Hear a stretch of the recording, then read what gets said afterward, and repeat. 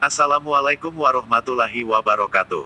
Hai sahabat, selamat datang kembali di channel kami.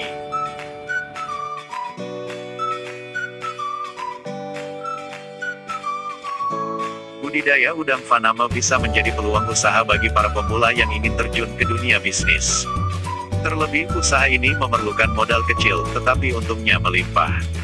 Seiring berjalannya waktu, semakin banyak para wirausaha yang berhasil di bidangnya masing-masing. Ini dikarenakan bisnis mandiri yang semakin kesini semakin merajalela. Salah satu bisnis mandiri yang sedang digeluti banyak orang adalah budidaya udang faname air tawar. Udang faname atau white-tailed shrimp adalah jenis udang yang hidup di air tawar. Faname merupakan jenis udang yang sering dipakai untuk beragam jenis hidangan. Itulah mengapa kehadirannya sangat dibutuhkan di pasar. Dengan permintaan pasar yang tinggi, peluang untung pun otomatis semakin tinggi. Penasaran bagaimana cara ternak udang faname? Simak terus videonya. Tapi sebelum lanjut, jangan lupa klik like, subscribe, dan share.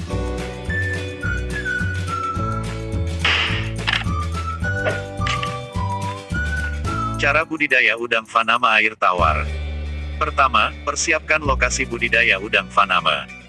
Sebelum memulai ternak udang faname, kamu harus sudah mempersiapkan tempat strategis. Lokasi ternak udang harus disesuaikan dengan kebutuhan. Tempat budidaya udang harus berada di tempat kosong dengan lahan yang cukup luas.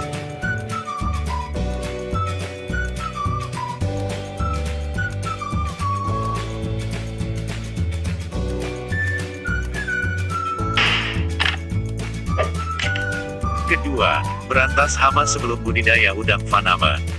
Hama bisa datang kapan saja. Munculnya hama pada kolam udang bisa menghambat pertumbuhan ternak dan mengundur waktu panen. Bersihkan kolam terlebih dahulu. Jangan lupa untuk memotong tanaman-tanaman hama di sekitar kolam.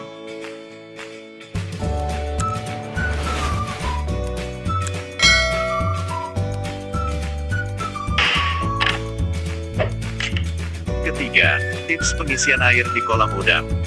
Ukuran kolam udang faname bisa disesuaikan dengan jumlah ternak. Semakin banyak udang, tentu saja ukuran kolam harus semakin besar. Sebelum diisi oleh udang, kamu harus mengisi kolam dengan takaran air yang cukup. Isi air sampai mencapai setengah tinggi kolam dan biarkan selama 1-2 minggu sebelum diisi bibit udang.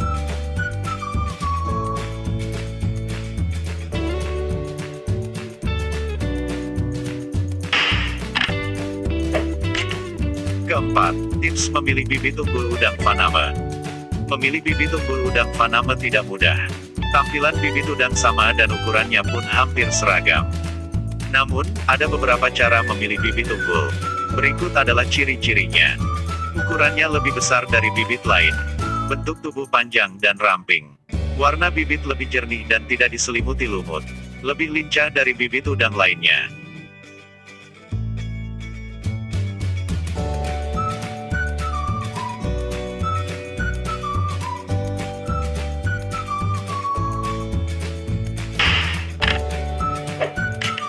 Kelima, cara menebar bibit udang faname.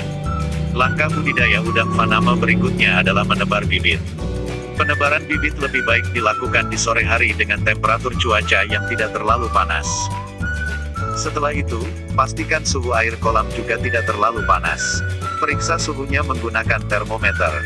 Suhu normal seharusnya berada pada 10-15 derajat Celcius. Tebar bibit dengan cara aklimatisasi agar bibit merasa nyaman dengan suhu air. Caranya, masukkan bibit ke dalam kantong dan simpan di sisi kolam.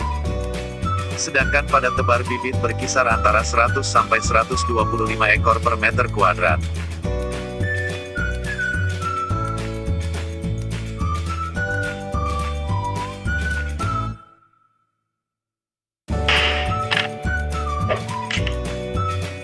Keenam, pemberian pakan udang.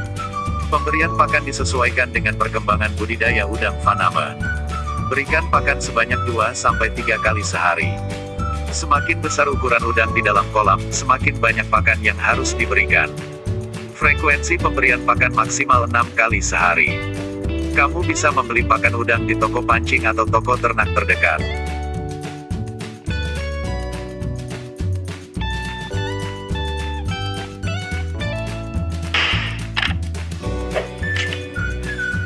7. Proses panen udang faname. Setelah mencapai 4 atau 5 bulan, hasil budidaya udang faname sudah bisa dipanen. Berat udang faname yang layak jual biasanya sebesar 15-25 gram per ekor. Panen dilakukan di malam hari untuk menjaga mutu udang faname. Adapun cara panen udang faname sebagai berikut. Cuci udang dari lumpur dan sisa makanan yang menempel di badan. Sortir udang faname berdasarkan ukuran. Timbang berat udang, semakin berat dan besar semakin mahal. Masukkan udang ke dalam box kontainer yang sudah diisi dengan es agar selalu segar.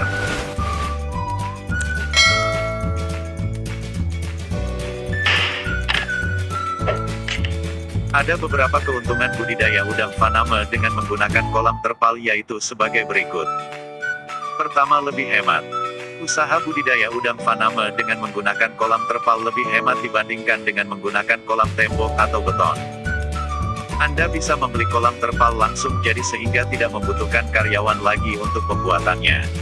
Bayangkan jika harus menggunakan kolam tembok yang membutuhkan dana untuk biaya karyawan. Air tawar yang Anda pakai juga lebih hemat karena lebih bersih menggunakan terpal. Anda juga harus memilih produsen kolam terpal yang telah memenuhi standar, seperti duniaterpal.com yang telah berpengalaman menangani ribuan proyek kolam terpal di Indonesia. Kedua, lebih efisien. Usaha budidaya udang faname dengan menggunakan kolam terpal lebih efisien waktu dibandingkan dengan penggunaan kolam terpal tembok.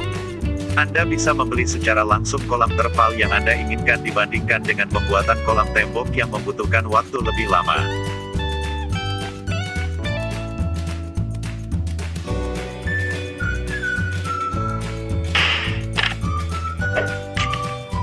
Ketiga, lebih awet. Kolam terpal untuk budidaya udang faname lebih awet dibandingkan dengan penggunaan kolam beton. Kolam terpal untuk budidaya udang faname bisa digunakan hingga mencapai 10 tahun. Bayangkan jika Anda menggunakan kolam beton, Anda tentunya akan melakukan perbaikan saat mulai mencapai usia 5 tahun.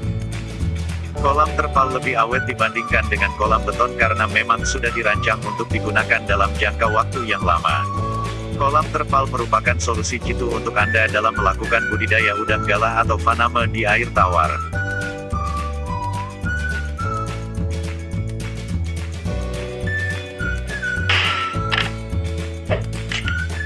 Keempat, ukuran kolam bisa disesuaikan. Kolam terpal memiliki pilihan ukuran yang bisa disesuaikan dengan pembesaran budidaya udang galah dan faname. Kolam terpal memiliki pilihan dua bentuk yaitu bentuk kotak dan bentuk bulat. Kolam terpal juga memiliki pilihan dalam hal ukuran. Ukuran kolam terpal bisa disesuaikan dengan baik. Kolam terpal penggunaannya bisa disesuaikan dengan ukuran pekarangan, sedangkan kolam beton sangat susah disesuaikan dengan pekarangan jika memang sudah terlanjur dibuat.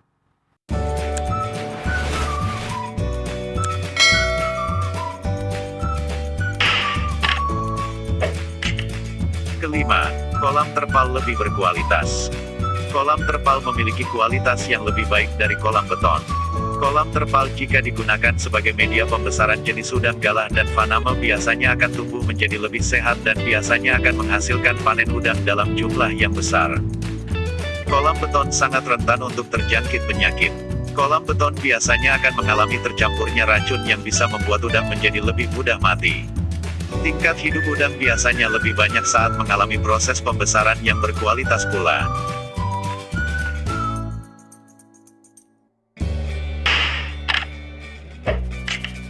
Keenam, kolam terpal lebih mudah dalam pembesaran jenis udang galah dan faname. Udang membutuhkan banyak air sehingga ada baiknya Anda menggunakan kolam terpal. Kolam terpal lebih simpel untuk digunakan dan mudah dibersihkan. Bandingkan dengan penggunaan kolam tembok yang sudah tidak bisa lagi diganti airnya secara berkala karena harus dilakukan pengurasan. Pengurasan membutuhkan waktu yang cukup lama sehingga ada baiknya Anda melakukan pembesaran di kolam ikan.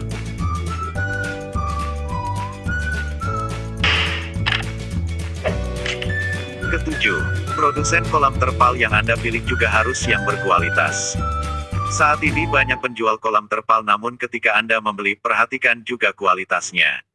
Kualitas kolam terpal untuk budidaya udang faname memiliki standar-standar tertentu. Pastikan Anda memesan di produsen kolam terpal terpercaya. Semoga bermanfaat. Selamat mencoba dan salam sukses.